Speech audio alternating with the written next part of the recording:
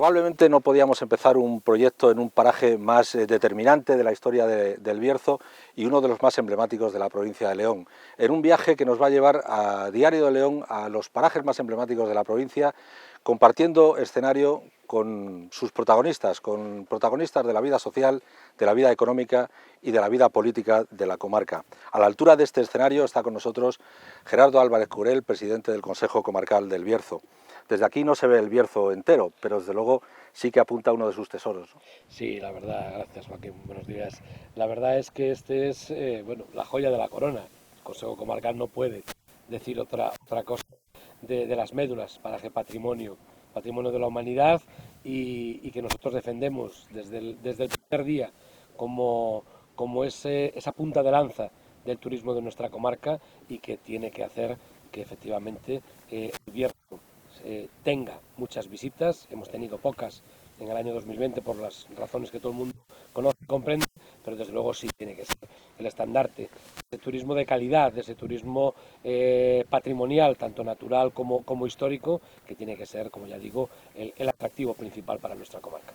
Y 2021 es un año marcado en el calendario por dos hitos tremendamente importantes en la historia del Bierzo. El 16 de octubre se cumplen 200 años desde que el boletín oficial de la época publicara el nacimiento de la provincia del Bierzo, el Bierzo con V. En 1822 se decidió que Villafranca fuera su capital. El 7 de abril de 1823, con la entrada en España de los 100.000 hijos de San Luis, que fueron 95.602, además de Luis Antonio de Angulema, que era quien les mandaba, el sueño de la Pepa también desaparece con la llegada de Fernando VII, se acaba de verdad esa constitución. ¿Qué queda hoy en el Bierzo de ese momento, quizá de gloria, que vivió cuando el Bierzo con V ocupaba parte de Lugo, parte de Orense y parte incluso de la Bagratería?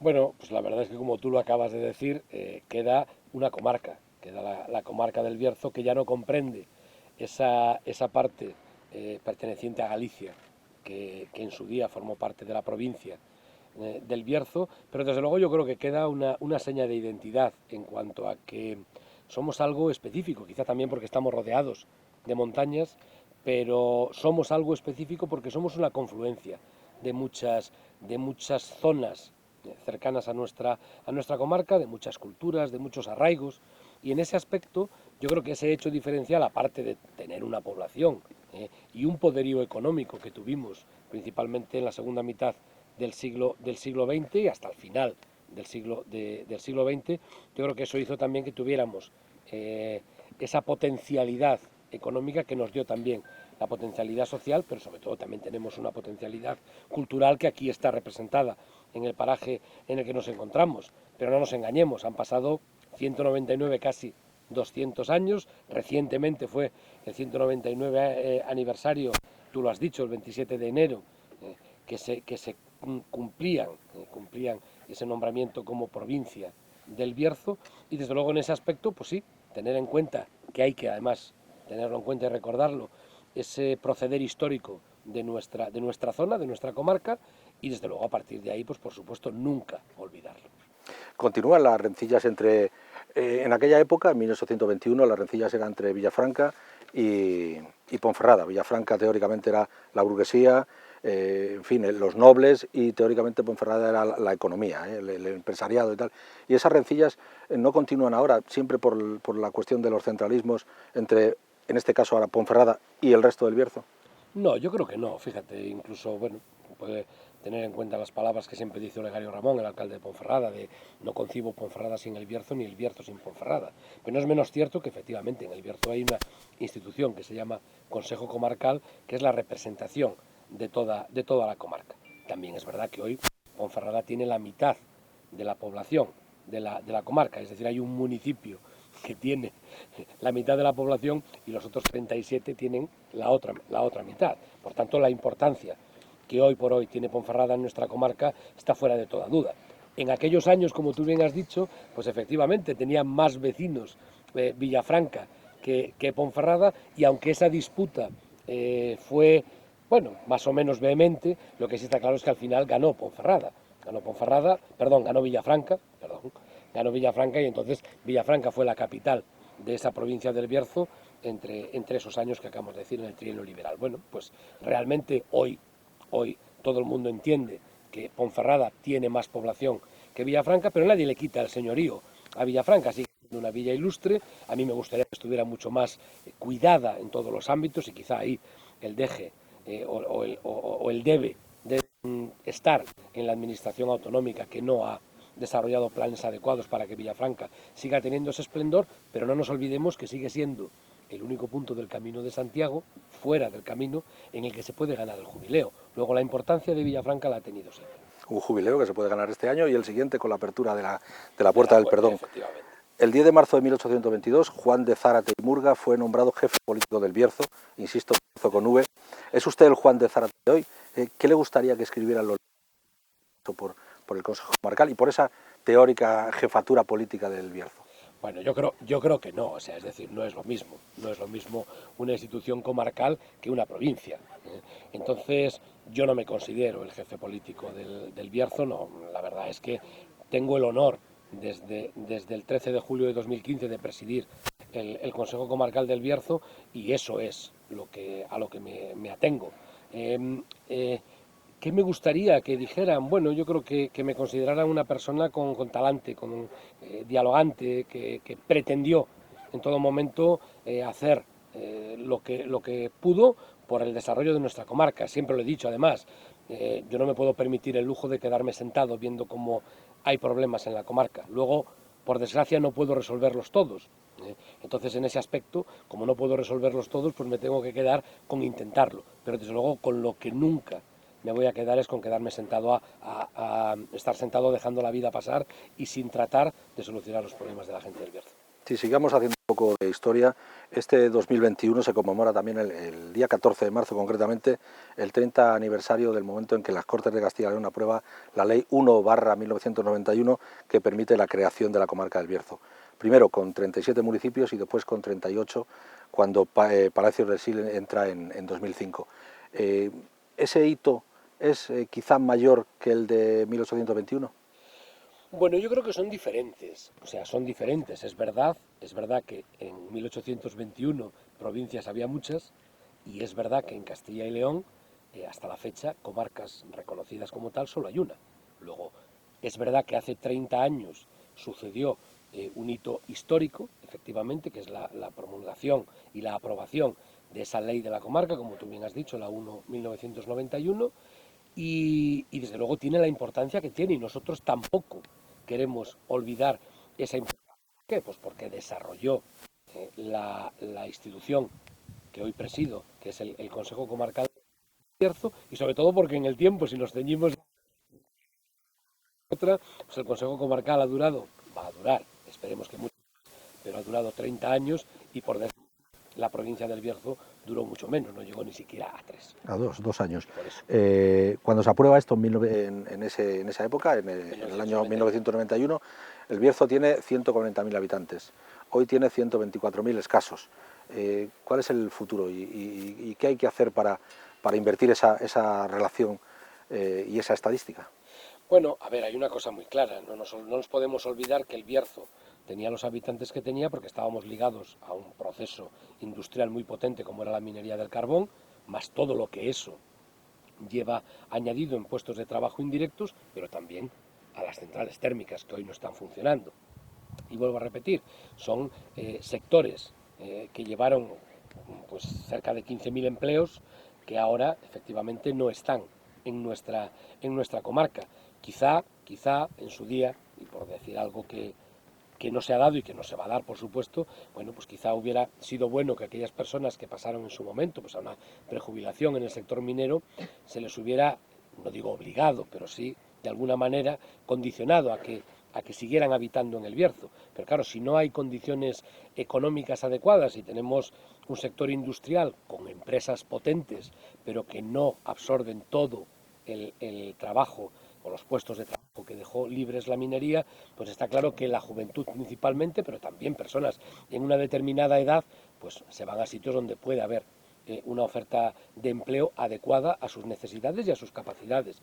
En ese caso yo creo que nos falta esta circunstancia, y ahí es donde desde el Bierzo siempre hemos reclamado que haya inversiones por parte de las instituciones que tienen competencias, y en este caso siempre me remito a dos, que son realmente las importantes, la Junta de Castilla y León y el Gobierno de España, para que puedan hacer que empresas que se quieran instalar en nuestra comarca pues puedan tener esas facilidades para hacerlo. Y yo creo que, honestamente, bueno, se ha dejado un poco pasar, han pasado los años del fin de la minería, y esto se sabía desde 2010, que la minería terminaba en 2018, y yo creo que no se hizo lo que había que hacer por parte de los gobiernos a nivel nacional principalmente, pero también el autonómico. Sí, luego hablaremos un poquito más de minería. El 25 de febrero de 1983 se aprueba el Estatuto de Castilla y León y 8 años después la ley de la comarca. Si se compara con que en 1567 ya hay cartas que reclaman la independencia administrativa del Bierzo y no se logra, aunque de forma efímera, luego en 1821 sí se logra, pero ahora parece que las cosas van un poco más rápido. ¿Cuál es el siguiente paso después de que se renovara el convenio con la Junta hace un par de meses, el 30 de octubre, y que bueno, amplía un poco el marco competencial y aumenta presupuesto, claro? A ver, yo creo que el objetivo del Consejo Comarcal tiene que ser la autofinanciación. O sea, está claro que hoy por hoy dependemos en un porcentaje altísimo, casi el 98%, de lo que nos aporta la Junta de Castilla y León, y el resto, muy cerquita de ese 2%, lo que nos da la Diputación Provincial, con el plan de obras provinciales, perdón, con el plan de pequeñas obras de las juntas vecinales, con el Banco de Tierras.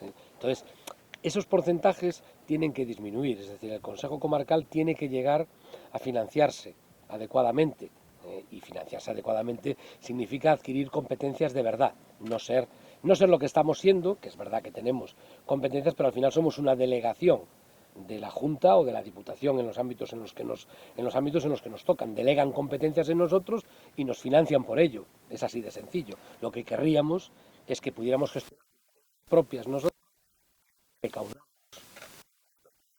y nos pudiéramos autofinanciar. O sea que el siguiente paso es la autofinanciación. Algo más de 4,5 millones de presupuesto anuales son suficientes para una comarca que, como decíamos antes, tiene 123.767 habitantes.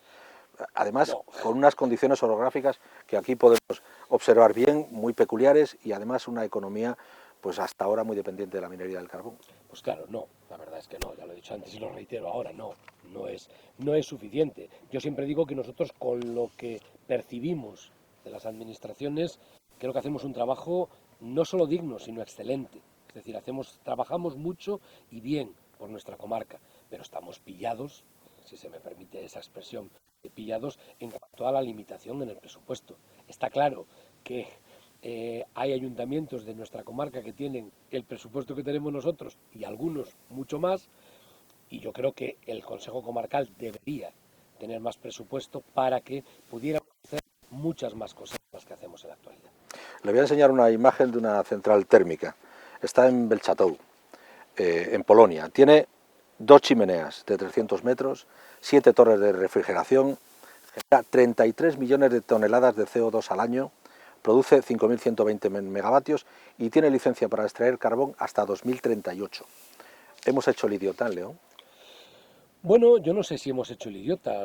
La verdad es que en el año 2013, el plan que se envía a Bruselas, el siguiente plan del carbón, que se llamó Acuerdo Marco 2013-2018, ya establecía que las ayudas que se enviaban a las minas eran para el cierre de explotaciones mineras, y se establecía que las explotaciones mineras que no continuaran, o sea, que continuaran, perdón, haciendo esa explotación, tenían que devolver las ayudas. Luego existía la discusión de que si se devolvían en un año, en 2 o en 35, vale, pero tenían que devolver esas ayudas.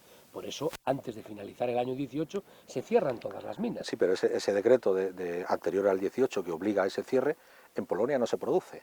Y tienen 20 años más de producción carbonífera y de quema de carbón en las térmicas. Sí, sí, por lo tanto, de generación de energía y de puestos de trabajo, ¿no? Sí, a ver. ¿De quién fue la culpa? Que la diferencia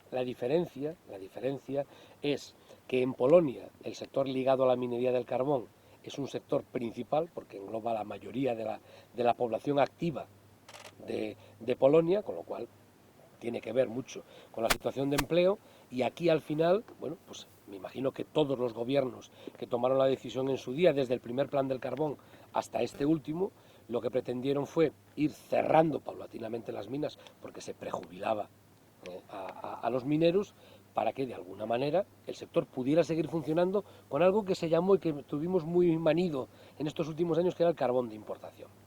¿Qué es lo que pasa? Pues que al final el carbón de importación, desplazarlo desde los puertos al interior es muy caro. Por tanto, las centrales de interior han sido las que primero han sufrido esa crisis, aunque ahora, como podemos ver, pues en Aspontes, que es una central cercana al mar, o en Carboneras, en Almería, la situación es exactamente la misma. Bueno, yo creo que en ese aspecto quizá se ha sido demasiado papista en ese aspecto, en cuanto a decir nosotros vamos a ser los primeros verdes y vamos a cerrarlo todo, pero una vez que se ha hecho es difícil que pueda tener vuelta atrás. ¿Y de quién es la culpa? Porque el PSOE le echa la culpa al PP y el PP le echa la culpa al PSOE, mientras el Bierzo atraviesa su peor etapa económica. Bueno, por decir una frase que es muy manida, entre todos la mataron y ella sola se murió, ¿no?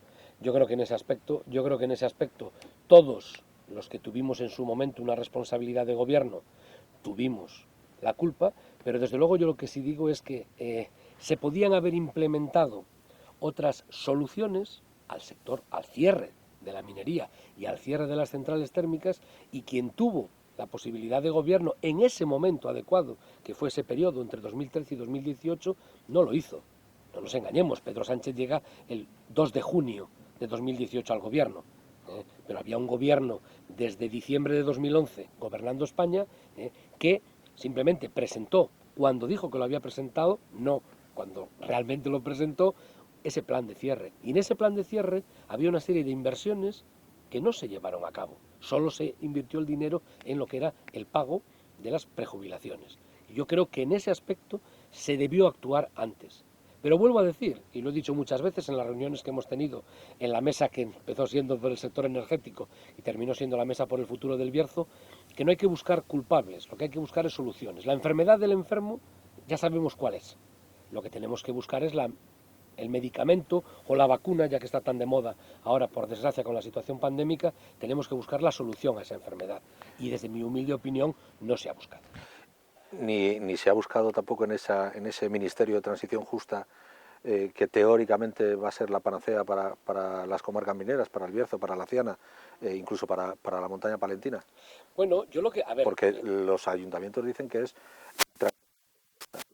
Bueno, sobre todo porque, a ver, yo entiendo que los ayuntamientos lo que quieren es soluciones ya. ¿Por qué? Porque la gente que se queda en el paro en sus municipios, pues los alcaldes y alcaldesas lo que quieren es que se les resuelva esa problemática ya, principalmente porque, como tú acabas de decir hace un momento, no exista esa sangría de población, porque está claro que si no hay futuro a nivel de trabajo, la gente se va de nuestra tierra. Entonces, lo que sí es verdad es que los procedimientos son lentos. Yo presido una administración que tratamos de ser todo lo diligentes que nos lo permiten los procedimientos, pero a veces no puedes serlo. Entonces, entiendo que a nivel de ministerio, por eso dije antes que no quiero echarle la culpa a nadie en particular, entiendo que a nivel de un ministerio hay una serie de argumentaciones técnicas, jurídicas, económicas, etcétera, Sí, pero etcétera. los procedimientos son lentos, pero la vida es rápida. No, por eso, era lo que Y estaba 2 diciendo. meses sin salario son Claro. muchísimos meses, aunque para la administración 2 meses sean poco. Claro, a ver, el inconveniente precisamente es ese, que ha habido gente, pues incluso lo hemos visto ahora también en la situación de pandemia con los ERTES. Claro, sí, los ERTES pueden llegar a la gente, pero la gente lo que le quiere, si deja de trabajar el 15 de marzo, que fue cuando se decretó el estado de alarma, lo que querían era el día 31 de marzo, o el 1 o el 2 de abril, cobrar su salario. Y claro, si los ERTES se retrasaban, la gente lo que necesita es comer. Tenemos esa insana costumbre de desayunar, comer y cenar cada día. Por lo menos. Entonces, claro, si tú no tienes eso y luego tienes que hacer frente a una serie de pagos, facturas, hipotecas, etcétera, etcétera, y no hay dinero, pues tú al final es lógico que protestes. De ahí la inmediatez que todos los alcaldes y alcaldesas de los ayuntamientos, porque representan a esas poblaciones, querían en los proyectos de transición justa, y no se está llevando a cabo. Por tanto, está claro que en ese aspecto es un defecto serio, grave, importante, que se debe corregir. Y debemos actuar con inmediatez. Y estamos demasiado preocupados por alcanzar el voto, por buscar el voto, y poco por resolver los problemas de la gente. Yo creo que no. Yo creo que no.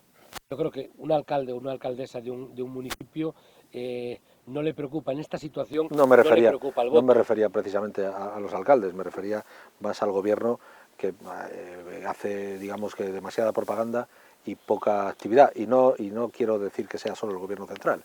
La Junta tendrá también sus problemas, ¿no? Bueno, Y sus yo culpas. creo que efectivamente, claro, es mucho más fácil y rápido, ¿eh? Hacer propaganda que llevar a cabo esos proyectos. Yo siempre lo he dicho y no me voy a quitar.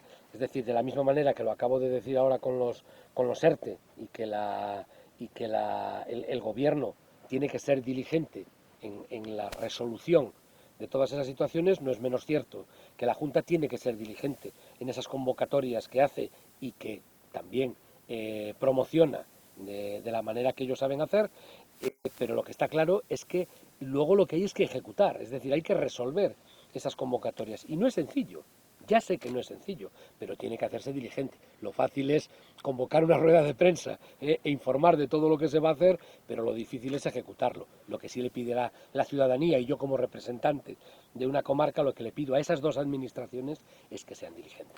¿Qué tendría que hacer Endesa para compensar su marcha después de haber nacido en el Bierzo y además haber obtenido unos rendimientos millonarios? Claro, fíjate, esa es la pregunta del millón. Yo lo que creo es que Endesa debería invertir en el Bierzo. Es decir, no pueden irse de rositas, no pueden tratar de convencernos con ese plan Futuré que han estado haciendo algo para poder salir adelante o para poder compensar la situación de desamparo en el que quedamos económicamente y de empleo en el Bierzo porque la central se haya cerrado. Yo creo que no. Yo creo que con eso no vale. Es decir, tiene que hacer más. ¿Por qué? Porque sí es verdad que también generaron riqueza en nuestra tierra porque pagaban las nóminas de mucha gente. Vale, correcto, pero también obtenían a cambio un rendimiento. Como te pago, pues ya está, no, coño, pues yo también te doy a ti esa rentabilidad que da mi trabajo. Pues en este caso, Endesa lo que tiene es que dejar de ponernos paños calientes en la frente y lo que tiene que hacer en condiciones y que genere una riqueza importante en la comarca, no con instalaciones solares fotovoltaicas fuera de la comarca, que efectivamente pueden tener alguna repercusión, aunque yo creo que mínima, sino en la propia comarca. El presidente de la Diputación, Eduardo Morán, ha hablado en varias ocasiones de un proyecto para la zona que crearía cientos de puestos de trabajo. ¿De qué se trata? Pues si le digo la verdad, desconozco exactamente el proyecto y tampoco voy a especular con lo que diga Eduardo Morán. Sí es verdad, y conozco a Eduardo lo suficiente como para decir que si él habla de eso, es que algo hay. Es que algo hay. Yo confío en que pueda desarrollar los contactos suficientes para que eso pase, aunque siempre hay gente que critica que sí, contactos, contactos, pero luego encima del papel no hay nada, pero entiendo, y hay que entenderlo también, que para que llegue una infraestructura que pueda generar esos centenares de puestos de trabajo, eso por desgracia no se monta de la noche a la mañana, lo dije antes, no hay varita mágica. ¿Hacia dónde tiene que caminar la economía del Bierzo? Turismo, la agroalimentación, industria, o recuperar un poco el tirón industrial que tenía. ¿Cuál es el camino? Bueno, por supuesto tiene que ser una mezcla de todo. Es decir, el sector turístico tiene que crecer porque somos un enclave turístico espectacular. También lo he dicho siempre, tiene que ser un turismo de calidad, no un turismo para ricos, pero un turismo de calidad. ¿Para qué? Para que la gente que venga a visitarnos, sea cual sea su nivel económico, quede encantada del servicio que le damos y no solo vuelva, sino que además lo promocione, que Bueno, ese es lo mejor. es obvio, ¿no? Aquí tenemos el mejor ejemplo, ¿vale? A nivel sector agroalimentario, pues aunque sí hay ya empresas que se dedican a esa transformación del producto que tenemos en origen en nuestra comarca, creo que se debe apostar, y el sector castañicultura es el ejemplo más claro, se debe apostar por una transformación de ese producto que tenemos en origen, porque es verdad que cuando viene la época de la castaña, y me voy a centrar en eso, recaudamos una cantidad de dinero importante en nuestra comarca, piensa que entran entre 8 y 10 millones de euros todos los años y la cosecha es normal en nuestra comarca, en un mes y medio. Luego eso es algo importante, pero hay que mantener en el tiempo la explotación de ese recurso con diferentes transformaciones que nos pueden dar más puestos de trabajo y más riqueza económica en el año. Sí, sí. Y por último, perdona, el sector industrial, ya no solo me limito solo al sector agroalimentario tiene que estar presente. Es decir, aquellas personas que piensan que en el Bierzo podemos vivir sin industria se equivocan de cabo a rabo, salvo que lo que queramos es tener 50, 60.000 habitantes exclusivamente en nuestra comarca, que puedan vivir la mitad de la agricultura y todo lo que lleva, la mitad del sector turismo y unos pocos del sector servicios. Y el resto pensionados. Efectivamente. ¿Qué le diría a los grupos ecologistas que son minoritarios pero se oponen absolutamente todo? Voy a poner 3 ejemplos, Forestalia, Cosmos o incluso con los parques eólicos de los que hemos hablado hace un momento. Bueno, a ver, yo siempre digo, y fíjate, además me voy a hacer mías las palabras del consejero de Fomento, de Juan Carlos Suárez Quiñones. Lo que tienen que buscar cualquier empresa que se quiera instalar es los condicionantes medioambientales que tiene. Y hay una normativa medioambiental, que yo no la he puesto. Se supone que está puesta por quienes consideran que cumplir esos requisitos son suficientes para que una actividad sea compatible con la pureza del medio ambiente en el que estamos. Bueno, entonces lo que hay que mirar es que tú cumplas esos requisitos. ¿Forestalia cumple los requisitos? Pues no hay por qué no concederle una licencia de actividad. Luego hay que seguir inspeccionando que siga cumpliendo esos requisitos. Y lo mismo lo digo para Cementos Cosmos, para Acero Roldán o en su día para Compostilla. En la central térmica de Endesa en Compostilla o la de Andiares, me da lo mismo. Lo que hay que cumplir es con la ley. Entonces, si tú cumples con la ley, desde luego nadie puede decirte que no. Otra cosa es, y me meto en el tema de los aerogeneradores, el impacto visual que pueda tener. Está claro que en esta zona en la que estamos, pues así donde nos alcanza la vista, no vemos ningún aerogenerador.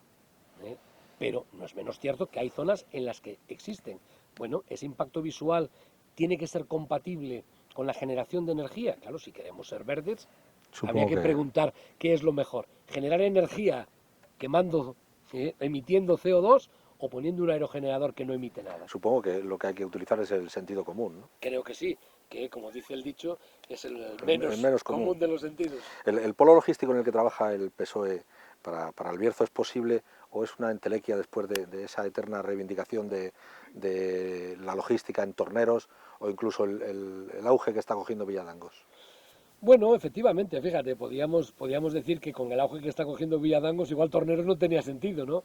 Pero sí lo tiene también. Entonces yo creo que en este aspecto Ponferrada, a través de ese Ciloj, o incluso Toral de los Vados con el Puerto Seco, o ese muelle de carga que tiene San Miguel de las Dueñas en las vías, son proyectos compatibles. Es decir, quizá no todo centralizado en un sitio, pero sí distribuido. Toral de los Vados, que está cerquita de donde nos encontramos, tiene un nudo logístico muy bueno porque es el inicio, esperemos, de la futura A76, pero tiene la conexión directa con la A6 y tiene una conexión ferrocarril-carretera. Bueno, pues yo creo que en ese aspecto puede ser un nudo de intercambio de mercancías que vengan por el tren y se pasen a carretera y viceversa. Y lo mismo le pasa a Ponferrada. Ponferrada tiene la conexión con todo lo que es el norte a través, ojalá, de esa autovía que saliendo de Ponferrada nos llevara a La Espina. Entonces, todo eso es lo que hay que aprovechar, esas conexiones. Y los muelles de carga de San Miguel podrían permitir también a esa zona en particular, e incluso con la posibilidad de que pueda haber explotaciones otra vez en Onamio, a nivel de hierro o de cualquier otro tipo de mineral, poderse conectar a la red ferroviaria. Yo creo que en ese aspecto lo que hay que buscar es esa compatibilidad de todo y con todo. Se ha hablado mucho, y además lo acabamos de decir, de infraestructuras, ¿no? De todas las autovías pendientes, la 76, la Espina. ¿Por qué nunca ha aprovechado el Bierzo su envidiable ubicación como cruce de caminos? Y si esa falta de infraestructuras garantizarían transporte de mercancías, industria, generación de empleo. Yo no sé exactamente dónde nos hemos quedado parados y por qué esta zona que está a medio camino entre Castilla, León, Galicia, si me apuras también puede llegar hasta Asturias. ¿Por qué no se ha aprovechado esa ubicación nunca? Bueno, yo creo que sí se ha aprovechado. El problema es que la orografía del terreno también nos condiciona.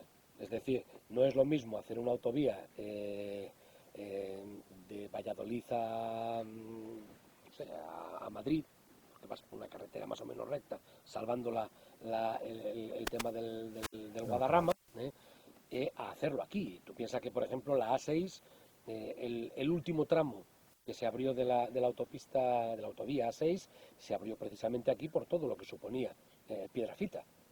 Toda esa obra de ingeniería espectacular, claro, lleva muchos años hacerla. Entonces, tenemos una cosa buena, que es estar rodeado de montañas, tenemos una cosa mala, que las infraestructuras viarias cuesta mucho hacerlas. No es lo mismo hacerlas en el llano, no es lo mismo Astorga-León, por decir un ejemplo ya de nuestra provincia, que hacer un Ponferrada-Astorga, pasando por el puerto de Manzanal, con toda esa infraestructura viaria. Por tanto, en ese aspecto, ¿no hemos sabido aprovecharlo?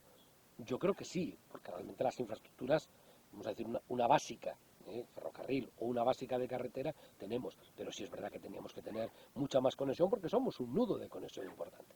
¿Y cree que el corredor atlántico, al que se fía una gran parte del futuro del noroeste de España, va a ser una realidad alguna vez?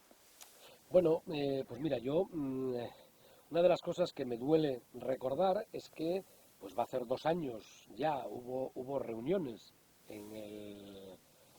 recordar que en Gijón, de una plataforma del Corredor Atlántico Noroeste formada por Castilla y León, Asturias y Galicia, y presidida, quiero recordar, por el presidente de la FELE en León, por Javier Cepedano, en el que nosotros solicitamos como Consejo Comarcal formar parte de esa plataforma, se nos incluyó en esa plataforma y también apuntábamos la necesidad de dar a conocer a nivel mundial lo que éramos y lo que queríamos. Que eso es lo que ha hecho la plataforma en defensa del corredor mediterráneo, a través de una página web. Bueno, y con apoyo del ministro Ábalos, No, no, eso que no apoya el corredor no, atlántico como este. por supuesto. Fíjate, te compro un mensaje de que el ministro no lo haga. Yo creo que no es así, pero aún así vamos a partir de ese mensaje. Pero si nosotros estamos en el aire, en la red, en el mundo, también se nos conoce. Y de aquella llevábamos 130.000 firmas de desventaja. En esa página web había comprometidas y firmadas apoyando ese corredor mediterráneo 130.000 firmas. Y muchas empresas apoyando. Ni Galicia.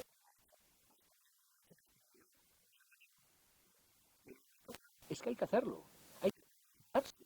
¿Por qué? Porque hay empresas de nuestra comarca, de nuestra provincia, del resto de la comunidad y de las comunidades adyacentes que ya he dicho, que pueden implicarse en eso. No se ha hecho nada. Y si no se ha hecho nada, no nos conocen, nadie quiere saber nuestra reivindicación. Y eso es lo que no puede hacerse. Entonces, queremos movimiento, pedimos movimiento, hagámoslo. Y digo una cosa, si hay que hacer esa página web, y nosotros somos la administración que menos dinero tenemos, el Consejo estaría dispuesto a poner dinero para que se haga. Igual se lo piden.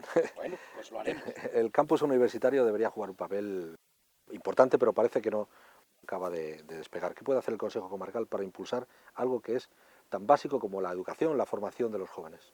Bueno, nosotros, a ver, hemos hablado ya en su momento, cuando incluso estaban en campaña electoral los dos candidatos a rector, pero incluso después, sobre todo con la vicerrectora para el campus de Ponferrada, de la situación que ellos conocen perfectamente. Necesidad de titulaciones acordes también con lo que se desarrolla en nuestra tierra. Pero aunque no sean titulaciones que se desarrollen en nuestra tierra, sí es verdad que tiene que ser algo que genere interés. Está claro que el doble grado que se realiza ahora en la Escuela de las Ingenierías Agraria y Forestal es un acierto, y está generando muchos alumnos matriculados, porque por muy poquito más en el tiempo consigues tener los dos grados, y esa circunstancia pues precisamente hace que pueda venir gente al campus de Ponferrada. Bueno, pues lo que hay que buscar es eso, ni más ni menos. El presidente de la Junta, Alfonso Fernández Mañoco, ha reiterado su interés por apoyar al Bierzo. ¿Le cree? Bueno, a ver, si es verdad que desde que ha sido elegido presidente, bueno, pues de manera oficial visitó el Consejo Comarcal del Bierzo, que no lo había hecho ningún presidente de la Junta de Castilla y León, y ha hecho casi más visitas institucionales que los 4 años anteriores Juan Vicente Herrera. Entonces, bueno, en ese aspecto sí puede ser que haya por lo menos un sentir de apoyo a nuestra comarca, pero bueno, eso tenemos que verlo en el tiempo. Yo sí, por ejemplo, a nivel cultural, pues veo que por parte de la Consejería de Cultura están muy interesados en que esta situación que estamos viviendo aquí, en las médulas, se despeje de una vez, que haya una gestión adecuada para este paraje, cosa que no se producía anteriormente. Y bueno, yo en ese aspecto, como soy, no sé si ingenuo, pero sí optimista y positivo, quiero creer que vamos a cambiar. ¿Y qué le ha pedido o qué le va a pedir? Le recuerdo que su partido gobierna en el Estado y los presupuestos del Estado suelen ser o deberían ser más generosos que los presupuestos de la Junta, fundamentalmente por el volumen, y no lo ha sido. Bueno, eso tendría matices también. Lo que pasa es que, bueno, nosotros lo que le pedimos a la Junta, siempre se lo hemos pedido, es esa implicación en el desarrollo competencial. Nosotros, de todos los convenios que firmamos con la Junta para desarrollar esas delegaciones que ya decía con anterioridad, todos son deficitarios. Entonces, es verdad que el incremento en la aportación que nos han dado a gastos de funcionamiento, bueno, pues nos permite un pequeño desahogo. Que la gente no piense que esos 300.000 son para pagar sueldos y salarios, porque no es así. De hecho, mi salario como presidente del Consejo Comarcal ya estaba incluido antes de esta subida y no va a subir, me refiero. No es que ahora, por tener más dinero, el presidente del Consejo Comarcal se ponga más sueldo. No, no. Yo tengo el sueldo que tengo con las actualizaciones que vienen estipuladas y tipificadas como para cualquier empleado de la administración pública y punto pelota, no hay más. Por tanto, en ese aspecto lo que sí le pedimos es que nos ayuden cuando tenemos que desarrollar algún tipo de competencia, y ahora estamos pues tratando de gestionar el parque micológico y después otro de los objetivos que tenemos es poder algún día llegar a hacer esa recogida de residuos sólidos urbanos, de basura para toda la comarca y por supuesto el objetivo como institución, lo he dicho muchas veces, es que nos ayuden a la construcción de una nueva sede. La sanidad rural es un dolor de cabeza constante para esta provincia.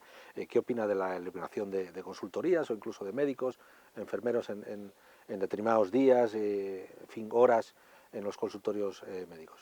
Bueno, a ver, es una situación compleja, es una situación compleja. Lo que sí está claro es que tiene solución y hay que adoptar las medidas.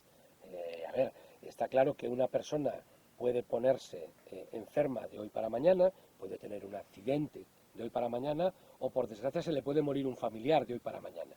Y esa persona tiene, en el caso de un familiar, tiene el derecho, lo puede usar o no, pero en el caso de un accidente ya no te queda más remedio.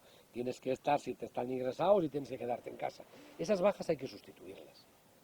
Y no se están haciendo, o no se están haciendo con la diligencia adecuada. Y por eso estamos teniendo los problemas de atención primaria en diferentes zonas de nuestra comarca, como puede ser el Bierzo Oeste, pero también el Bierzo Central, incluso si me apuras en el Bierzo Alto, pero sobre todo los problemas que hemos tenido de pediatría en la zona de salud de Toreno, que abarca los municipios que abarca, y en la zona de salud de Puente de Domingo Flores con la misma circunstancia que abarca el municipio al que pertenece este enclave y los adyacentes. Bueno, yo creo que esas circunstancias hay que resolverlas.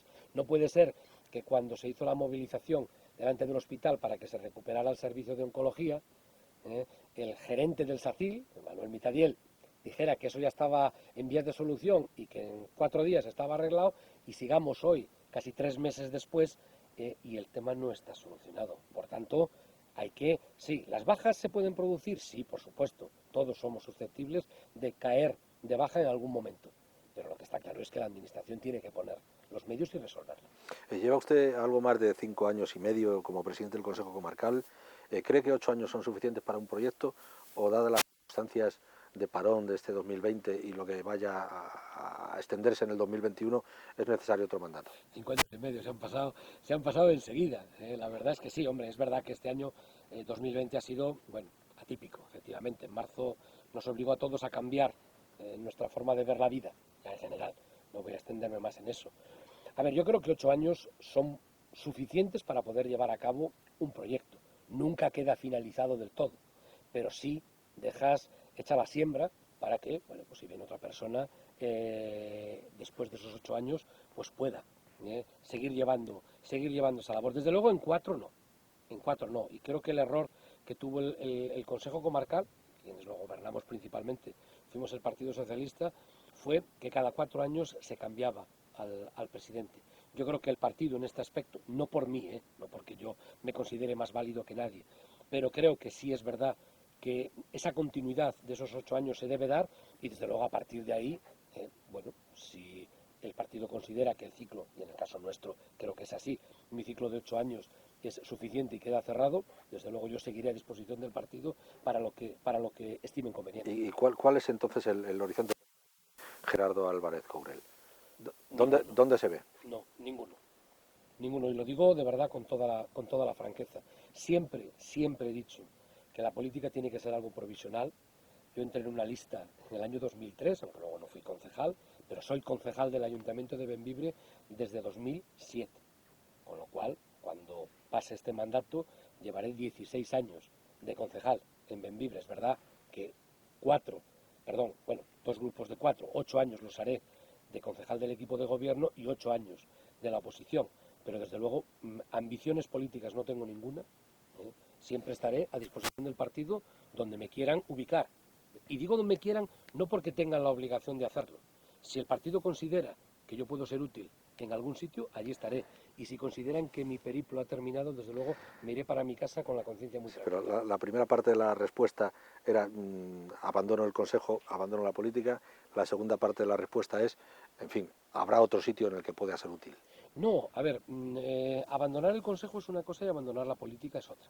¿Vale? Entiendo, como ya te dije antes, que ese ciclo de 8 años se ha pasado, que normalmente nuestro partido en ese aspecto, cuando uno cumple 8 años en estos cargos de designación indirecta, es tiempo más que suficiente. Bueno, de hecho el partido realmente lo querría extender a todos, pero entiendo que en el caso de un ayuntamiento, pues efectivamente tampoco tiene que ser, sobre todo cuando andamos en algunos casos, pues escasos de esa representación política. Pero en el caso del Consejo, si el partido entiende que con 8 años ha finalizado ese tema, yo seguiré estando a disposición del partido. No quiere decir que abandone la política.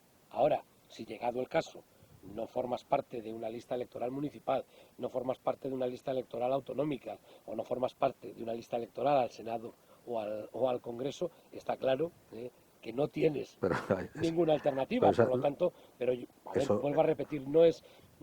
Fíjate, no me lo he planteado en ese aspecto, pero tampoco me asusta el que llegue mayo, junio de 2023 y que no haya, más allá de decir, señores, he hecho lo que he podido en el Consejo Comarcal y me voy para mi casa. eso implicaría que no es que usted abandone la política, sino que la política la habría En abandonado a ese usted. caso sí, sería que la política me abandona, pero bueno, que también vuelvo a decir que en ese aspecto no tengo ningún miedo a terminar ¿Y mi carrera política. se siente reconocido por el partido? Bueno, yo creo, a ver, no, ostras, parece que es algo de un poco de soberbia. Bueno, yo creo que sí, yo creo que el partido entiende la labor que estamos haciendo, o que estoy haciendo, ya que lo personalizas en mí, en el Consejo Comarcal. Entonces, en ese aspecto, me siento querido como compañero, ya no digo como amigo, pero me siento querido como compañero y desde luego nunca nadie me ha manifestado una circunstancia contraria a decir, qué mal lo estás haciendo. Todos cometemos errores y a mí me gusta también cuando los cometo que me lo digan, porque no soy perfecto ni lo seré nunca. Entonces en ese aspecto sí, yo creo que sí, yo creo que tengo buena relación, no solo con los mandos que están por encima de mí, sino con la gente normal del partido, con los militantes, tanto de mi agrupación como del resto de agrupaciones de la comarca. Sí. Elija una de las dos, con cuál se queda? ¿Con el señor de Bembibre de Gil y Carrasco o con el año del Wolfram de Raúl Guerra Garrido? Bueno, hombre, me gusta más el señor de Bembibre, por varios motivos. Primero porque hoy vivo en Bembibre, entonces vamos a arrimar el ascua a nuestra sardina, y sobre todo porque el señor de Bembibre me trae muchos recuerdos de mi infancia, de juventud, por todas las representaciones que hacía el conde Gatón en el Castillo de los Templarios, que cada año se superaban y eran cada vez más espectaculares. Luego sí, en principio me quedo con el señor de Bembibre. Sospechaba que iba a ser usted un romántico. Dígame, Aparte que estudié en el Instituto Gil y Carrasco de Ponferrada, luego ya más afinidad no puedo tener. pues lo que le decía, que como romántico, dígame cómo acaba el cuento de 2021. El cuento de 2021 de nuestra comarca.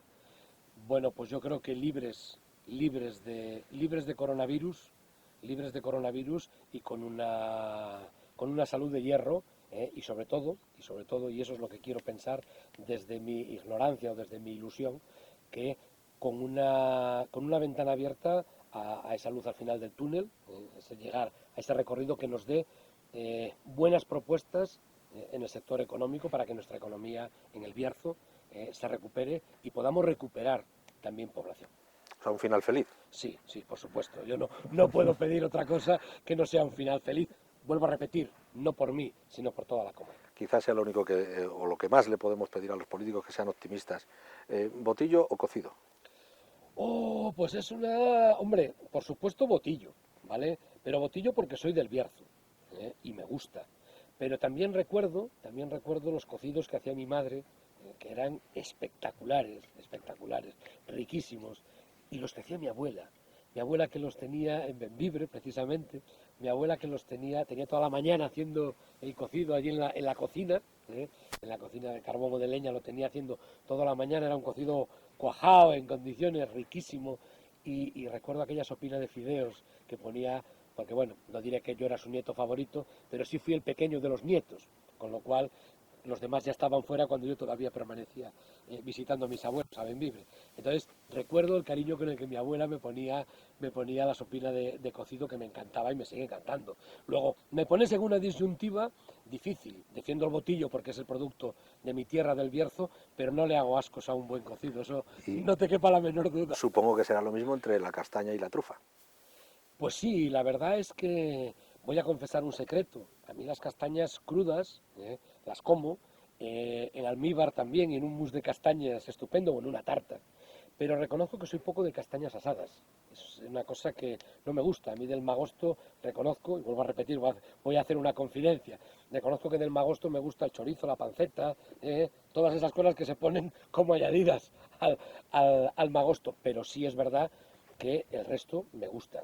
Y después, la trufa, pues la verdad es que en las formas en las que lo he probado, no muy lejos de aquí, hay alguien que las prepara muy bien en aceite de oliva, y la verdad es que están riquísimas. Yo reconozco que me gusta comer, creo que se nota además en mi presencia física, que me gusta comer, y también me pones en una disyuntiva entre elegir una cosa o la otra. Pues le va a pasar lo mismo, Ribera, Rioja o Bierzo. No, ahí lo tengo muy claro. Ahí lo tengo muy claro. A mí me encanta el vino del Bierzo. Reconozco que hay vinos muy ricos, bebo más de Ribera que de Rioja. Reconozco que hay vinos muy ricos en Ribera del Duero, y en Rioja también, lo sabrás seguro, pero yo me quedo con el vino del Bierzo. ¿Y cecina o jamón ibérico? Cecina. Fíjate, sin dudarlo, me encanta el jamón en general y el ibérico en particular, pero si tengo que elegir, cecina. Y si tiene que elegir, playa o montaña. En fin, estando donde estamos, No, ahí tampoco tengo ninguna duda, montaña. Yo soy del Bierzo y me encanta la montaña. pues muchas gracias Gerardo Álvarez Courel, presidente del Consejo Comarcal del Bierzo, y muchas gracias a todos aquellos que nos hayan seguido, que hayan seguido esta entrevista a través de diariodeleon.es. Les invito a seguir este recorrido que vamos a hacer desde Diario de León por todas las zonas de la provincia, por todos aquellos lugares emblemáticos de la provincia de León, acompañado, eso sí, de protagonistas de la vida social, económica y política de la provincia.